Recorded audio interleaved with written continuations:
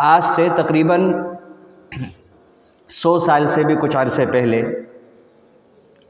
حضرت مفتی شفیع محمد صاحب رحمۃ اللہ علیہ نے اپنی کتاب وحدت امت میں واقعہ نقل کیا ہے شیخ الہند حضرت مولانا محمود الحسن صاحب دیوبندی رحمۃ اللہ علیہ۔ یہ کوئی معمولی شخصیت نہیں تھی، یہ وہ ہیں جنہوں نے انگریز کے خلاف سب سے پہلے آواز اٹھائی تھی۔ تحریک ریشمی رومال کے چلانے والے، دارالعلوم کے بڑے بڑے اساتذہ کے استاد حضرت مولانا حسین احمد مدنی رحمۃ اللہ علیہ، مفتی شبیر احمد عثمانی رحمۃ اللہ علیہ، مفتی کفایت اللہ صاحب رحمۃ اللہ علیہ، ان تمام کے استاد حضرت مولانا قاسم نانوتوی رحمۃ اللہ علیہ کے شاگرد ایک لمبا وقفہ انگریزوں کی جیل میں گزارنے کے بعد جب جیل سے چھوٹے 80 سال اس وقت عمر ہو چکی تھی، اور آپ اس سے اندازہ کر لیں کہ انگریز نے ان کے بارے میں یہ تبصرہ کیا تھا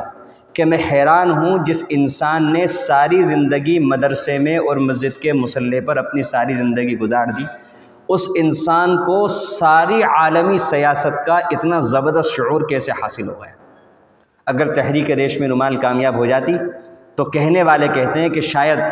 خلافت عثمانیہ کا سقوط وہ رہ جاتا اگر اللہ کو منظور ہوتا، لیکن وقت پر وہ ناکام ہو گئی۔ اتنے بڑے سیاسی لیڈر، اتنے بڑے عالم، اتنے بڑے قائد، انہوں نے 80 سال کی عمر میں ایک دن دارالعلوم دیوبند میں تشریف فرما تھے، علماء کا بڑا مجمع تھا، انہی کے الفاظ میں آپ کو سناتا ہوں۔ فرمانے لگے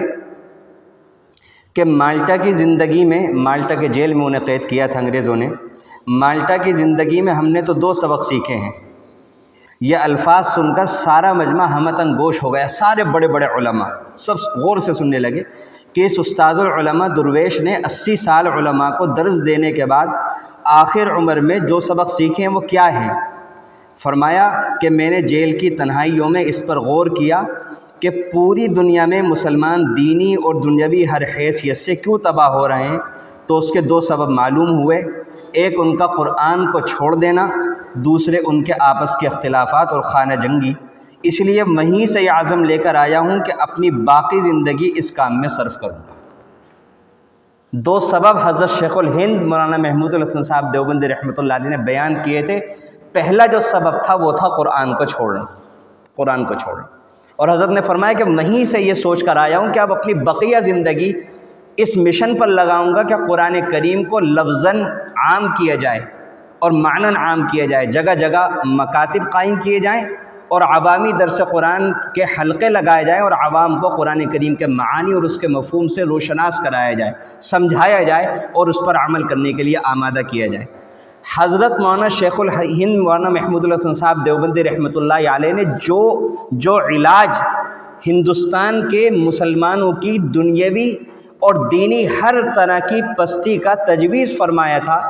وہی علاج آج 100 سال سے زائد عرصہ گزرنے کے بعد وہی آج بھی علاج ہے اور قیامت تک وہی رہے گا۔ اور رہی بات مرض کی، تو مرض پہلے سے زیادہ بڑھ گیا ہے، مرض پہلے سے زیادہ بڑھ گیا ہے۔ دینی اعتبار سے ہم نیچے آئے ہیں، دنیاوی اعتبار سے ہم اور زیادہ نیچے آئے ہیں، ہر اعتبار سے ہماری پستی کے اندر اضافہ ہوا ہے، اور علاج جو کا تو آج بھی وہی۔ ہم اعتراف کریں اس بات کا، اعتراف کریں اس بات کا کہ ہم نے قرآن کو چھوڑ دیا،